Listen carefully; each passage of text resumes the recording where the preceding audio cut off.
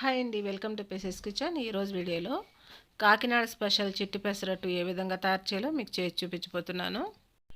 మరి ఈ చిట్టి పెసరట్టు కాకినాడలో ఎంతో ఫేమస్ అండి. మరి కాకినాడ స్పెషల్ చిట్టి పెసరట్టుని ఎంతో హెల్తీగా, టేస్టీగా, అతి తక్కువ టైంలో తయారు చేసుకోవచ్చండి. మరి కాకినాడ స్పెషల్ చిట్టి పెసరట్టుని ఏ విధంగా తయారు చేయాలో దీని ప్రాసెస్ ఏంటో ఈ వీడియోలోకి వెళ్ళి చూసేయండి. ముందుగా కాకినాడ స్పెషల్ చిట్టి పెసరట్లకి పచ్చపెసలు కాకుండా పొట్టు ఉన్న పెసరపప్పు తీసుకోవాలండి. మనం పొట్టుతో ఉన్న పెసరపప్పు తీసుకోవాలి.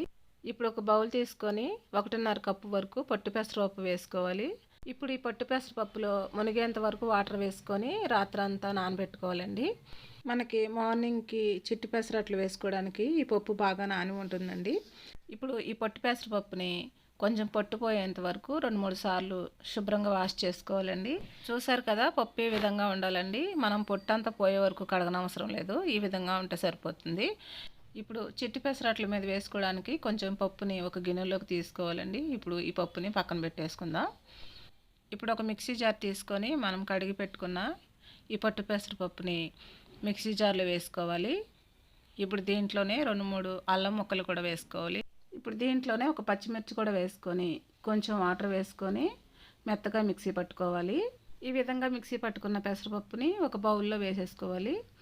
ఇప్పుడు అదే విధంగా మిగిలి ఉన్న పెసరపప్పును కూడా మిక్సీ పట్టుకొని ఇదే బౌల్లో వేసుకోవాలి. ఇప్పుడు రుచికి తగినంత సాల్ట్ కూడా వేసుకొని మొత్తం మిక్స్ అయ్యేటట్టు ఒకసారి బాగా కలుపుకోవాలి.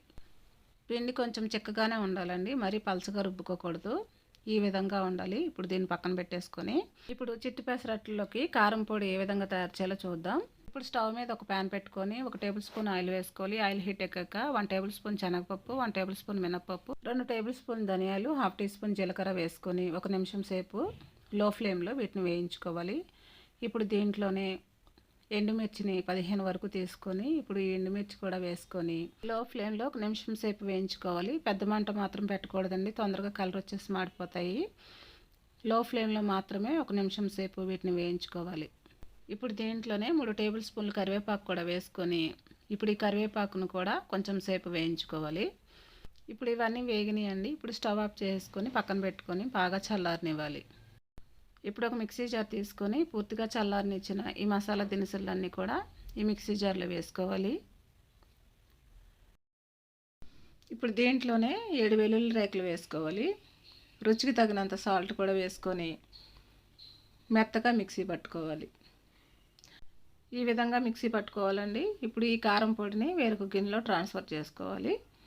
ఈ కారం పొడిని చిట్టి పెసరట్లలోకి కాకుండా ఊతప్పంలోకి కూడా వేసుకుంటే చాలా టేస్టీగా ఉంటుందండి. ఇప్పుడు ఈ కారం పొడిని పక్కన పెట్టేసి ఇప్పుడు ఒక బౌల్లో ఒక పెద్ద ఉల్లిపాయను చిన్న చిన్న ముక్కలుగా కట్ చేసుకొని వేసుకోవాలి. 3 పచ్చిమిర్చిని కూడా చిన్న చిన్న ముక్కలుగా కట్ చేసుకొని వేసుకోవాలి. 1/2 టీ స్పూన్ జీలకర్ర వేసుకొని మొత్తం మిక్స్ అయ్యేటట్టు కలుపుకొని వీటిని పక్కన పెట్టేసుకుందాం. ఇప్పుడు స్టవ్ మీద ఒక ప్యాన్ పెట్టుకొని 1 టీ స్పూన్ ఆయిల్ వేసుకొని పెనం మొత్తం స్ప్రెడ్ చేసుకోవాలి. ఇప్పుడు మనం ముందుగానే రెడీ చేసి పెట్టుకున్న చిట్టి పెసరట్ల పిండిని 2 గరిటెల వరకు వేసుకొని కొంచెం స్ప్రెడ్ చేసుకోవాలి. మనం ముందుగానే కలిపి ఉంచుకున్న ఉల్లిపాయ ముక్కల్ని, పచ్చిమిర్చి ముక్కల్ని, జీలకర్రని ఈ చిట్టి పెసరట్టు మీద వేసుకోవాలి. కొంచెం కారం పొడిని కూడా వేసుకోవాలి. మనం ముందుగానే ఒక గిన్నెలో తీసి పెట్టుకున్న పెసరపప్పును కూడా ఈ చిట్టి పెసరట్టు మీద కొంచెం వేసుకోవాలి. ఇప్పుడు పైన కొంచెం ప్రెస్ చేసుకొని మళ్ళీ కొంచెం కారం పొడిని వేసుకోవాలి.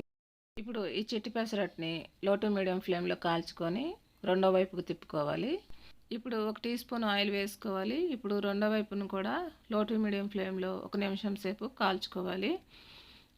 ఇప్పుడు ఈ పెసరట్టు బాగా కాలిందండి. ఇప్పుడు ఈ పెసరట్టుని తీసుకొని ఒక ప్లేట్లోకి పెట్టేసుకుందాం. ఇప్పుడు మిగిలి ఉన్న పిండిని కూడా ఇదే విధంగా చిట్టి పెసరట్లు వేసుకోవాలి. ఈ చిట్టి పెసరట్లు కొంచెం మందంగానే ఉంటాయండి, మరీ పలచగా వేసుకోకూడదు. మరలా మనం ముందు ఏ విధంగా వేసుకున్నామో అదే విధంగా ఈ చిట్టి పెసరట్టు మీద ఇవన్నీ వేసుకోవాలి. ఇప్పుడు లో టు మీడియం ఫ్లేమ్లో కాల్చుకొని ఈ చిట్టి పెసరట్టుని ప్లేట్లోకి తీసేసుకోవాలి. ఈ చిట్టి పెసరట్లు కొబ్బరి చట్నీతో కానీ అల్లం చట్నీతో కానీ సర్వ్ చేసుకుంటే చాలా టేస్టీగా ఉంటాయండి. కాకినాడ స్పెషల్ చిట్టి పెసరట్లని ఎంతో ఈజీగా టేస్టీగా తయారు చేయడం చూసారు కదా. మరి ఈ కాకినాడ స్పెషల్ చిట్టి పెసరట్లు మీరు కూడా ఇంట్లో ప్రిపేర్ చేసుకొని ఏ విధంగా వచ్చిందో నాకు కమెంట్ చేయండి.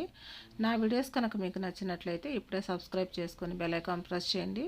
మీ ఫ్రెండ్స్కి, రిలేటివ్స్కి షేర్ చేయండి. Thanks for watching.